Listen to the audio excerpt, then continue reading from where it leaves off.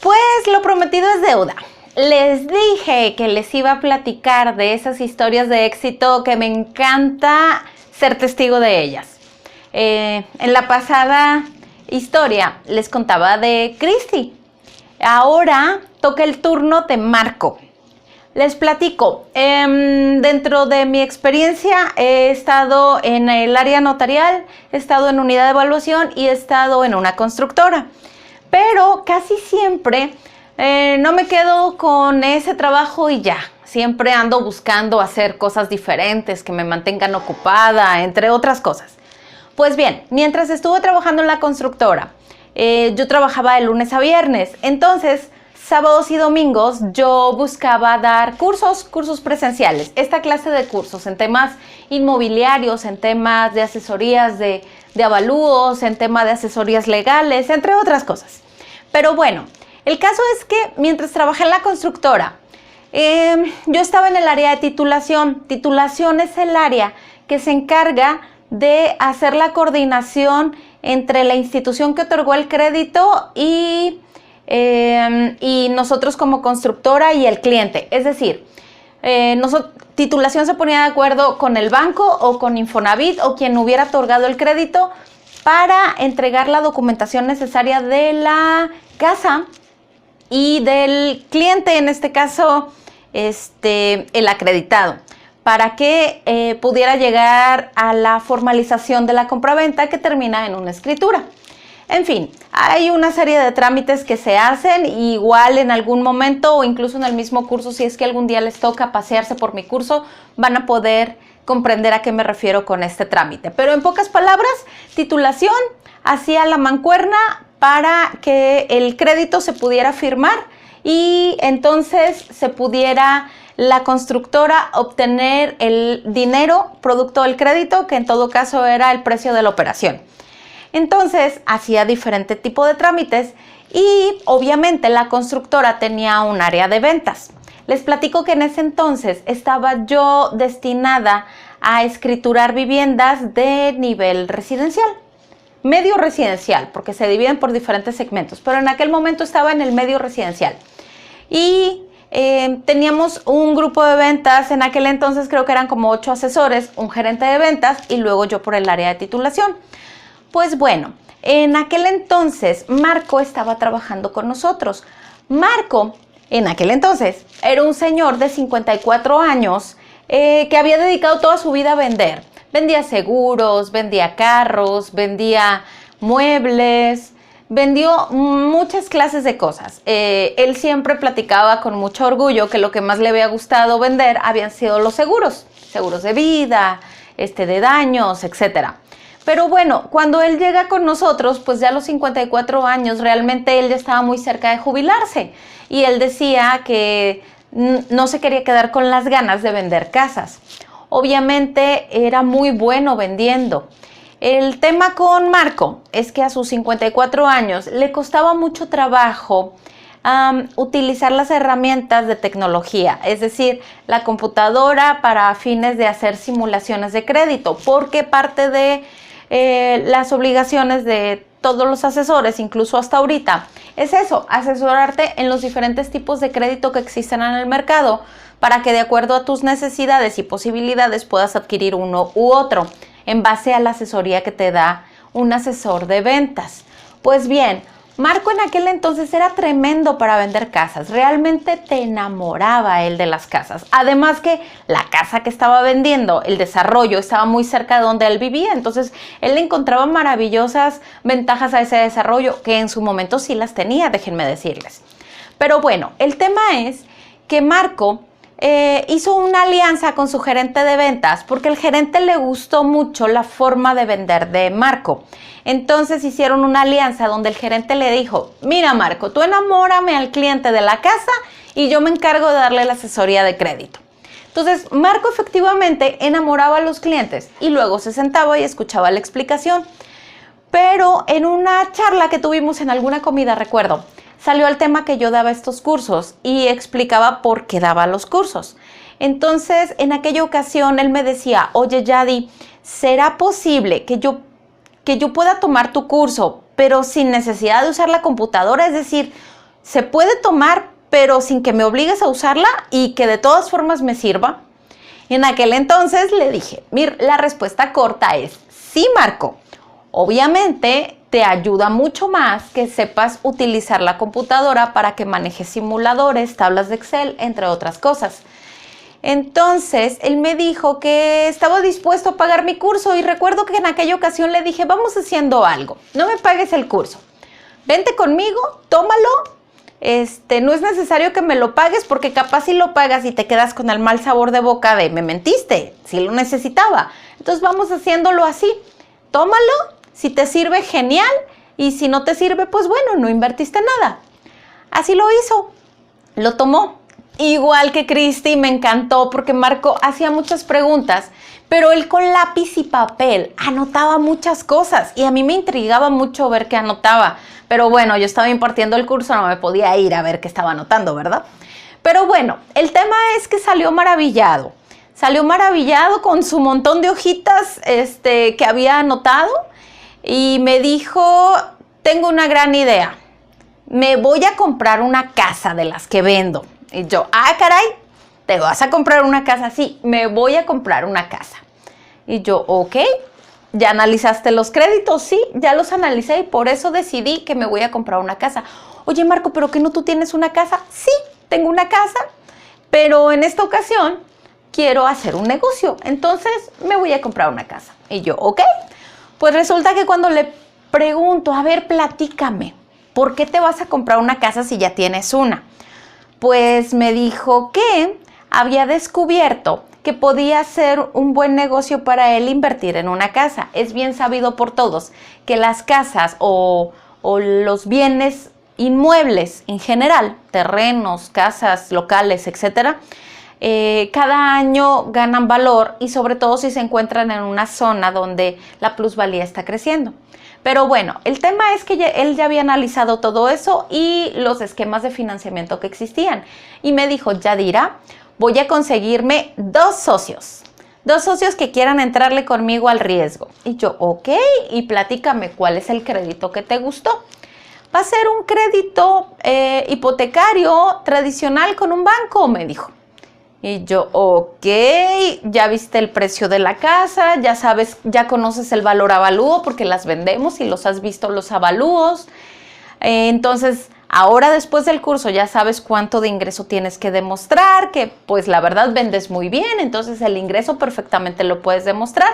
Yo no sé cómo andas en tu buró, ¿verdad? Pero si tú dices que sí te alcanza, sí me alcanza, me dijo. Ando muy bien en mi buró. Entonces, al día siguiente me vuelve a ver por tema trabajo y me dice, ya conseguí a mis dos socios. Invitó al gerente de ventas, que jamás se le había ocurrido esa idea, fue idea de Marco, el vendedor, e invitó a otro asesor de ventas.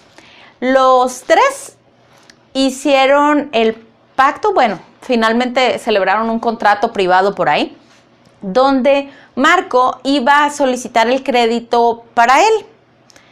Y entonces, con el producto del crédito se iba a comprar la casa. En algún comentario o en algún video quizá he mencionado que todos los créditos bancarios te financian hasta el 90% del valor de la vivienda, del valor avalúo.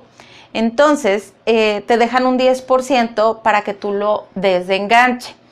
Entonces Marco dijo, tengo un 5% de descuento por ser empleado. Efectivamente, era una prestación que teníamos todos. Y el otro 5% me lo da el valor avalúo. Es decir, las casas tenían un precio, comercialmente hablando, con un avalúo, pero la constructora las vendía un poquito abajo, precisamente para que este valor avalúo les ayudara a los clientes a tratar de dar el enganche más pequeño posible. Bueno, luego les hablaré de esas estrategias que tienen de pronto todo mundo, no solo las constructoras. Entonces ya tenía su famoso 10%, entonces realmente Marco sacó sus cuentas con el simulador y todo a través del gerente. Descubrió que no tenía que desembolsar nada en un inicio. Entonces estas dos personas se asociaron con él. Fíjense qué curioso.